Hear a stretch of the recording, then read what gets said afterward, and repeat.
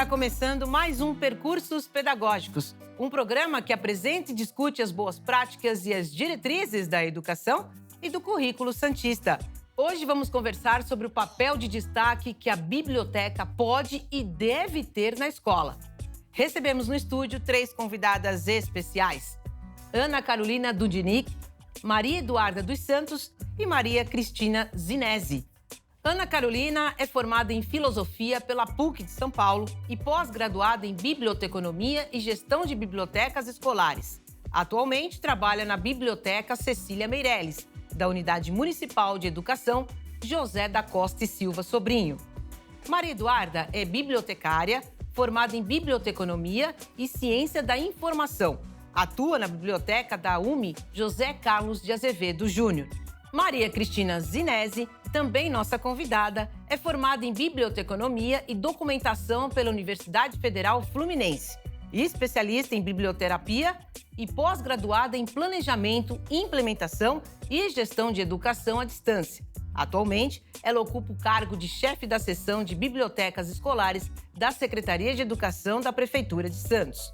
Ao longo do programa, acompanharemos trechos da entrevista com Magno Rodrigues Faria, coordenador pedagógico e contador de histórias. Magno lidera a biblioteca do Ateliê Escola Caia, em São Paulo. É formado pela Faculdade de Educação da USP. Muito obrigada pela presença de vocês aqui no estúdio. Obrigada. Para começarmos essa conversa, então, Cris, quero saber de você como a gente pode fazer da biblioteca um lugar além da leitura.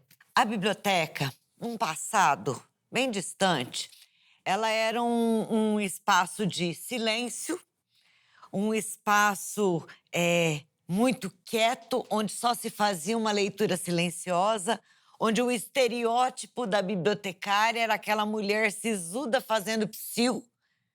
E isso já ficou lá no passado muito longínquo. Nós somos uma geração que já trabalha com a biblioteca com essa perspectiva de lugar de encontro, de fala, de acolhimento, de debate, de estudo, de conversa. Biblioteca é lugar para cantar, para conversar, para encenar. Não é lugar silencioso, lá é o lugar das descobertas.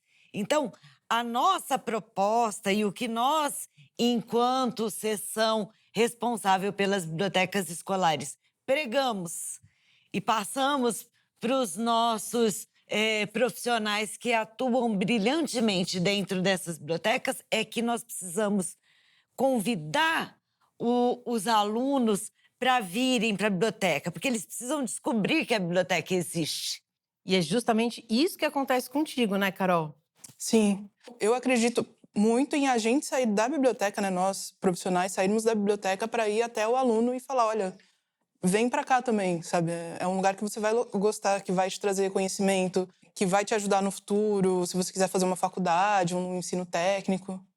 E essa é a mesma experiência que você tem, Maria Eduarda?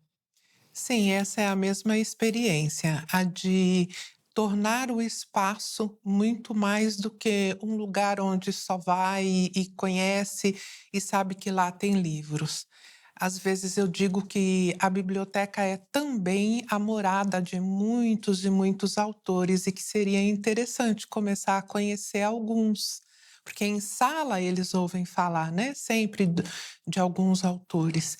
Então a gente precisa começar a trazê-los e apresentar que aquele espaço pode ser muito mais do que o que ele está vendo, a partir do momento que ele simplesmente resolve pegar um livro. E isso falando em leitura de um livro, né? Mas, como foi dito, a biblioteca vai além disso. Fazemos outras leituras além do livro.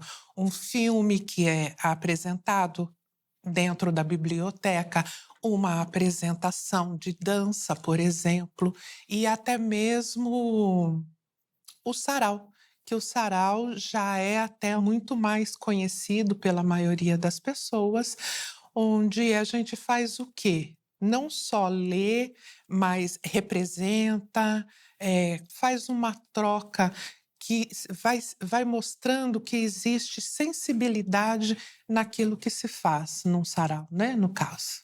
É um espaço de acolhimento, de conhecimento e de entrega. Sim, com certeza. Totalmente. Agora vamos assistir ao primeiro trecho da entrevista com o Magno sobre o conceito de biblioteca na visão de um contador de histórias e como ampliar esse sentido. Vamos lá? Eu acho que talvez um caminho interessante a gente pensar a biblioteca e o que é que a gente vem trazendo atualmente na experiência aqui no dia a dia é de biblioteca como espaço da palavra, né? Um espaço dessa palavra em movimento, né? E seja ela dentro dos livros, como é característico, mas também dentro das próprias pessoas, né? Como é que ela pode tá nas histórias, tá na vida comunitária, tá na vida escolar, na vida dos professores, na vida pública, né? O lugar de reivindicação, o lugar de contar histórias, de escutar histórias, de promover novas histórias que não estavam antes nesse acervo. Enfim, acho que pensar ela como um lugar das palavras e de bem tratar essas palavras para pensar o mundo, né?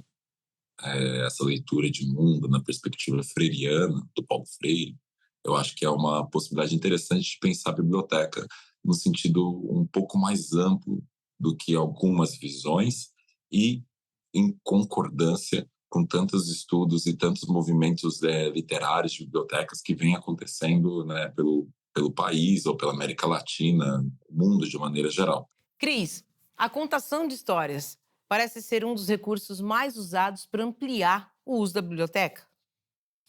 Sim, a contação de história é uma prática muito comum, desde a educação infantil até o Fundamental 1.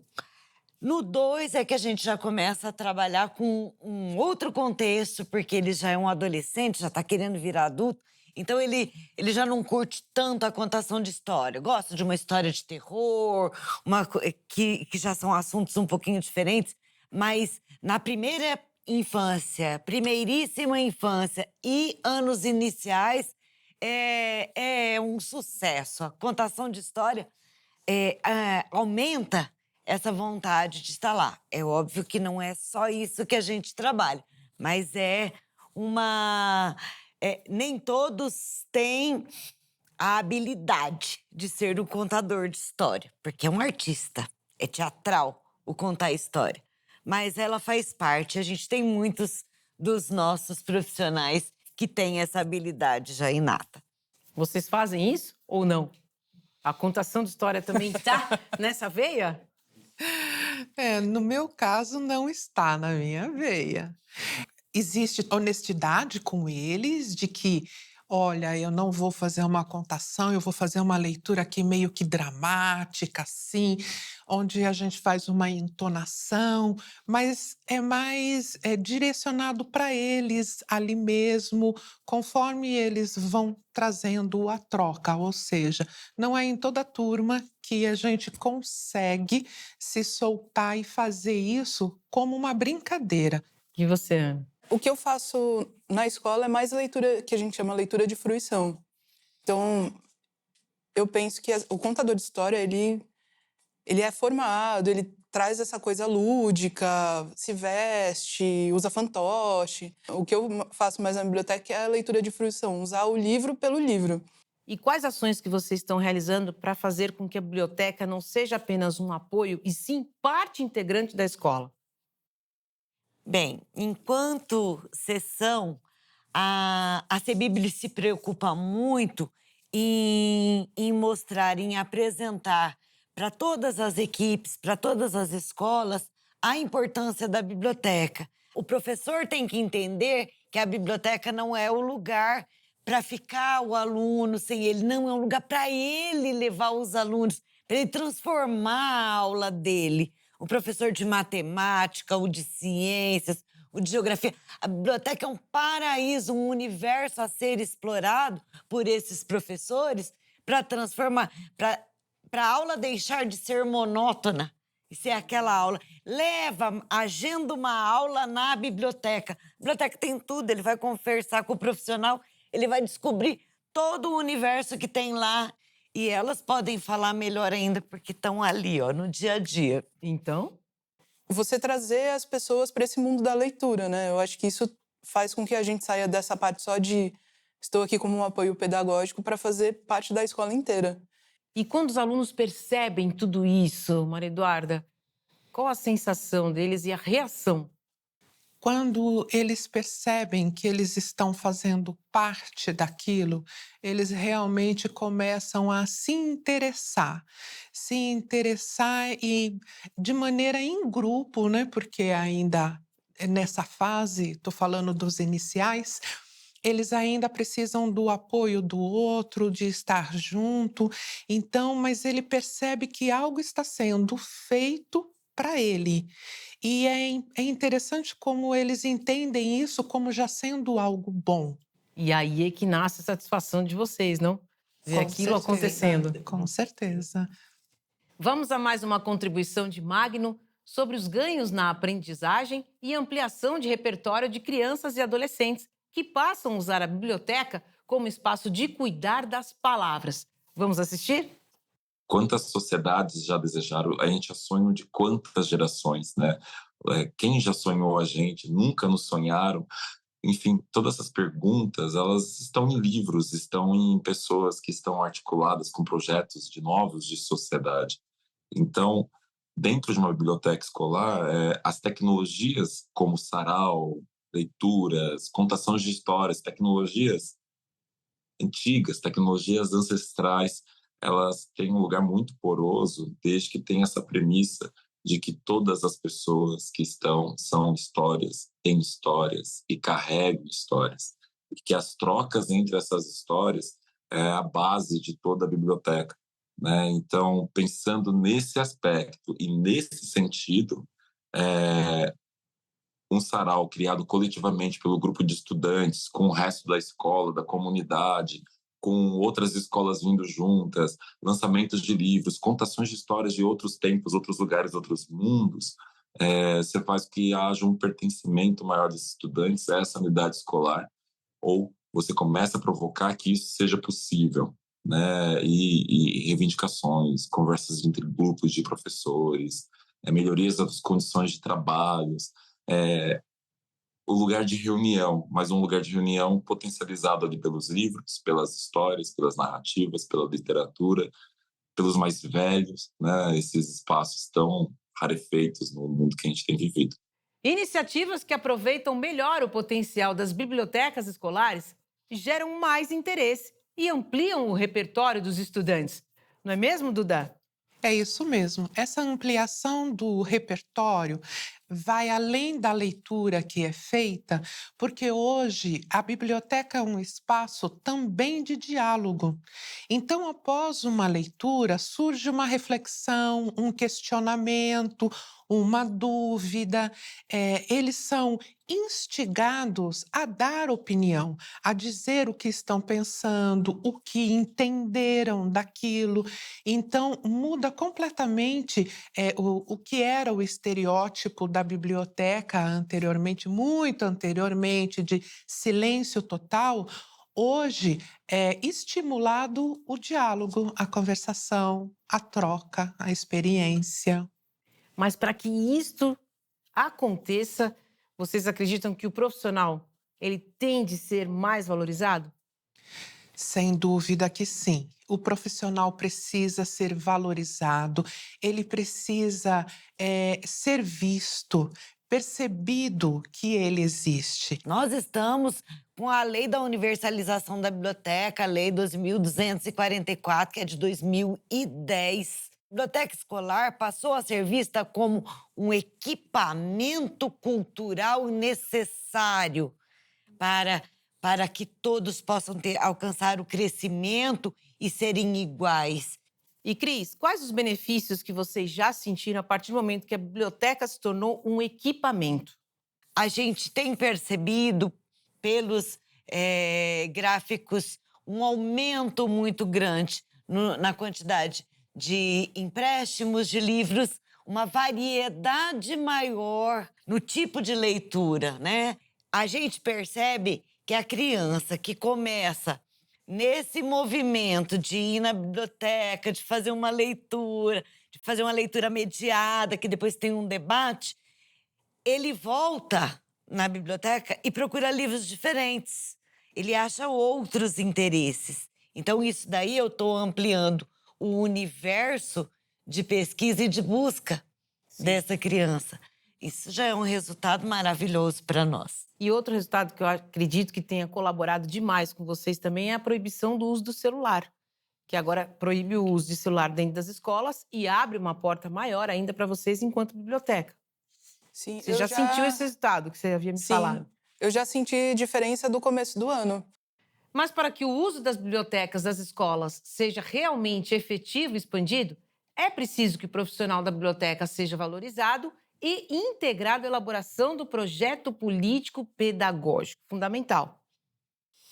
É fundamental que as equipes gestoras percebam que a biblioteca é importante dentro do contexto da escola e que a biblioteca, os projetos de biblioteca, seja ele de que nível for, sejam inseridos no PPP. A partir do momento que está no projeto político-pedagógico, pode haver investimento, que a própria escola tem recursos para gerir ali e ela pode investir na biblioteca desde que esteja no PPP. Ana, e que incentivos são esses que vocês esperam e sugerem, inclusive? Eu acho que a gente volta naquela questão do profissional participar das reuniões. Quando tem a construção do PPP, é de extrema importância que a gente esteja lá. Porque a gente sabe quais são as demandas da biblioteca, a gente sabe o que os alunos estão precisando. Então, com isso, a gente pode colaborar na construção do PPP, inserindo a biblioteca e o que pode ser feito pela biblioteca, né? Vamos a mais uma contribuição no Magno. Agora, ele traz uma reflexão sobre sua atuação profissional em bibliotecas e formação cidadã de adolescentes e crianças. Vamos assistir? E justamente a ocupação do espaço e formação cidadã se dá na medida em que as pessoas têm as suas histórias respeitadas, as suas histórias ouvidas e as suas histórias lidas. Vivemos, após a Lei 10.639/03, um número maior de narrativas nas prateleiras que são condizentes com a maioria da população das escolas públicas, daqui do Brasil. A partir desse momento, essas histórias elas começam a ser conversadas, começa a perceber que você não é um problema. E isso é uma perspectiva interessante, né? Você deixa de individualizar e você se coletiviza, porque, afinal de contas, quando você vê dados que 50% dos estudantes não estão concluindo o ensino médio, alguma coisa está equivocada e não é com um indivíduo, e assim como um projeto. E vocês aqui no estúdio, que relação vocês atribuem entre o uso qualificado das bibliotecas escolares e a formação cidadã dos estudantes? Carol. Eu acredito que dentro da literatura, você traz para os alunos e, enfim, para quem frequentar a biblioteca, já traz algum certo tipo de contato com o que é cidadania, né? O que é conviver em sociedade. Eu também vejo a importância da literatura e o nosso papel é trazer temas que estejam naquele momento pulsando ali no ambiente, seja pela idade que eles têm, seja pela comunidade onde eles moram. E, para além disso, tomar um livro emprestado e tomar cuidado com ele, porque outra pessoa vai ler aquele livro, não posso escrever nele, eu não posso danificar, isso já é uma formação que ele vai tendo ali. O programa termina aqui. Hoje refletimos sobre a importância de ampliar o papel das bibliotecas escolares e o potencial desses equipamentos para enriquecer o processo de aprendizagem. Agradeço a presença de Maria Cristina Zinese, Maria Eduarda dos Santos e Ana Carolina Dudnik, integrantes da seção de bibliotecas escolares da Secretaria de Educação da Prefeitura Municipal de Santos. Agradeço também a participação do coordenador pedagógico e especialista em contação de histórias, Magno Rodrigues Faria. Muito obrigada pela presença de vocês mais uma vez. Obrigada. Até o próximo Percursos Pedagógicos e eu espero você!